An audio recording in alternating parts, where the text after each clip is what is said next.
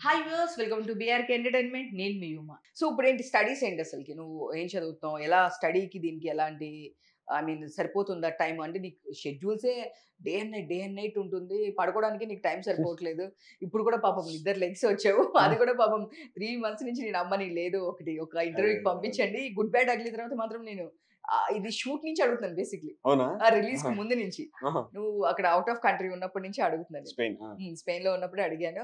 ఇది కంప్లీట్ అవ్వంగానే వచ్చి చేద్దాము అని చెప్పేసి అన్నారు. అండ్ ఇప్పుడు రాజ్ తరుణ్ సంథింగ్ ఎవరిదో ఒక మూవీ ఏదో ఒక మూవీ చేస్తున్నావు 2 డేస్ బ్యాక్ అని చెప్పేసి అన్నారు. ఎవరిదో ఒక మూవీ. సందీప్ కిషన్ అన్న. Yes, sorry. Web series. Web series. Super super అని. ఆ! సందీప్ కిషన్ గారిది ఒకటి చేస్తున్నావు అన్నారు. అది అయిపోయిన తర్వాత చేద్దాం అని చెప్పారు. సో స్టడీస్ అది ఎలా బ్యాలెన్స్ చేస్తున్నావు? డిస్టెన్స్ చేస్తున్నావా? ఎగ్జామ్స్ ఎళ్లి రాస్తున్నావా? నీకు ఈ డైలాగ్ ప్రాక్టీస్ కానీ ఇవే టైం సగం సరిపోతూ ఉంటాయి.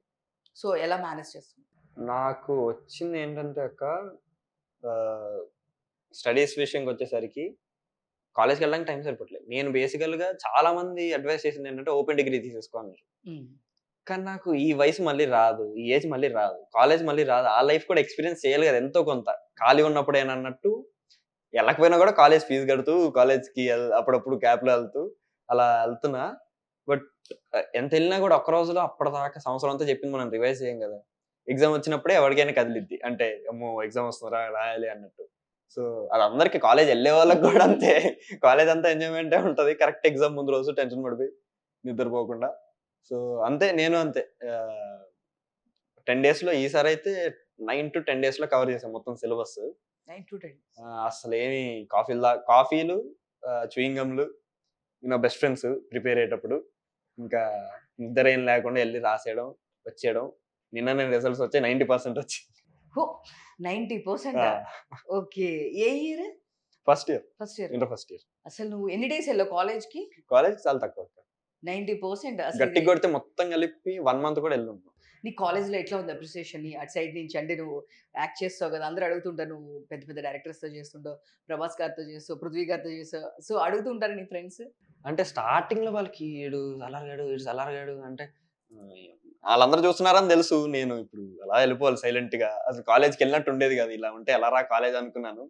అంటే కాలేజ్ అన్నాక ఫ్రెండ్స్ ఇలా ఉండాలి చిల్‌గా గాని అక్కడ అలా కానీ ఒక 1 మంత్ తర్వాత వాళ్ళకి అలవాటైపోయింది.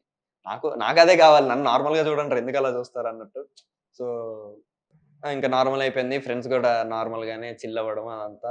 అండ్ లెక్చరర్స్ వచ్చేసి అందరూ కూడా చాలా ఫుల్ సపోర్ట్. వాళ్ళకి తెలుసు నేను ఇంత బిజీ షెడ్యూల్‌లో మళ్ళీ ఇయన్నీ కవర్ చేయాలి కాబట్టి వాళ్ళు ఎప్పుడు నేను కాల్ చేసినా అవైలబుల్ ఉంటారు. పర్సనల్‌గా ఆయన వచ్చి చెప్తా ఉంటారు. అంటే నాట్ ఓన్లీ నాకు, ఇక్కడ ఎవ్వరికి హెల్ప్ ఉన్నా వాళ్ళు చెప్తా ఉంటారు. సో నాకు చెప్పడం గాని చాలా యూజ్‌ఫుల్ అయింది. లాస్ట్ ఒక 4, 5 డేస్‌లో అకౌంట్స్ ఇయన్నీ నేర్చుకోవడానికి అదే కారణం. వాళ్ళందరూ దగ్గర నుండి చెప్పడం. ఆ సపోర్ట్ ఉండడం వల్ల. బట్ డైలీ కాలేజ్‌కెళ్ళే వాళ్ళకి కూడా 90% రావట్లేదేమో.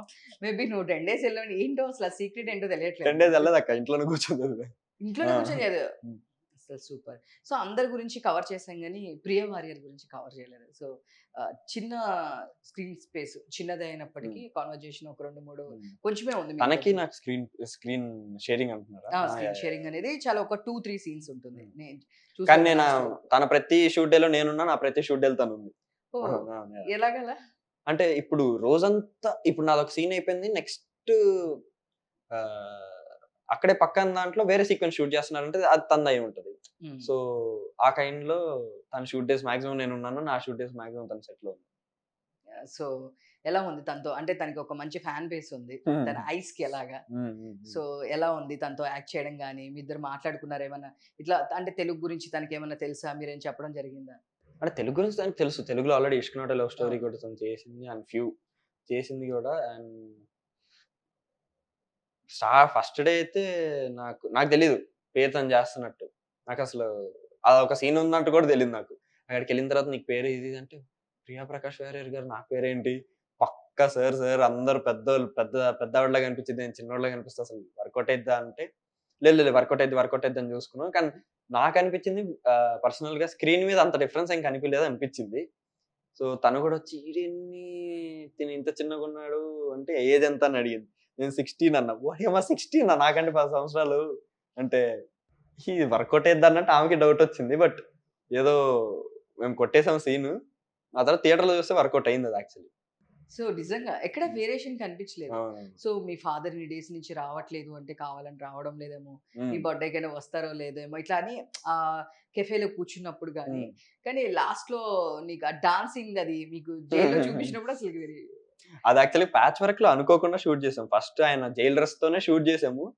ఆ తర్వాత ఎందుకో మరి ఏమైందో ఈ డ్రెస్ తెచ్చి ఏపిచ్చారు. షూట్ చేసాం.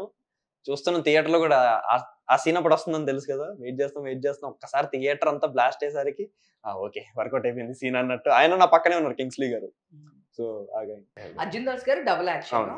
ఆయనొచ్చేసి మీ నాన్నకి కూడా కాపలా మీ హ్మ్. నాన్న అక్కడ ఆయన. నెక్స్ట్ డే నా పెళ్ళుంది. అట్‌లీస్ట్ నువ్వు తొందరగా వెళ్తే మీ నాన్నొచ్చి తీసుకొనెళ్తే మళ్ళీ నెక్స్ట్ నీకు పెళ్లయిద్ది. నా పెళ్ళైతదని. అసలు ఆయన వెరీ ఫన్నీ అన్నమాట. అవును. సో ఆయన ఏమన్నా మాట్లాడారా అంటే ఆయన తెలుగు ఏమన్నా వచ్చా అసలకి? ఏమో చాలా తక్కువ ఓన్లీ 1 డేనే జరిగింది మాకు షూట్ అదంతా. సో, కలిసినప్పుడే భలే క్యూట్ ఉన్నావు అనుకుని బుగ్గలు లాగేసి అదంతా చేశారు. బట్ ఎక్కువేం మాట్లాడలేదు తనతో. బట్ చాలా స్వీట్ పర్సన్. అంటే తెలిసిపోద్ది కదా! మనం పక్కన అవును. కూర్చున్నా, అవును. నడుస్తున్నా కూడా. అవును. నెక్స్ట్ సునీల్ గారు హ్మ్. సునీల్ గారు కూడా దాంట్లో one of the throughout character ఉన్నారాయన. అవును. త్రూ ఔట్ క్యారెక్టర్ ఉన్నారు. డైస్. Hmm. So throughout character ఉన్నారు.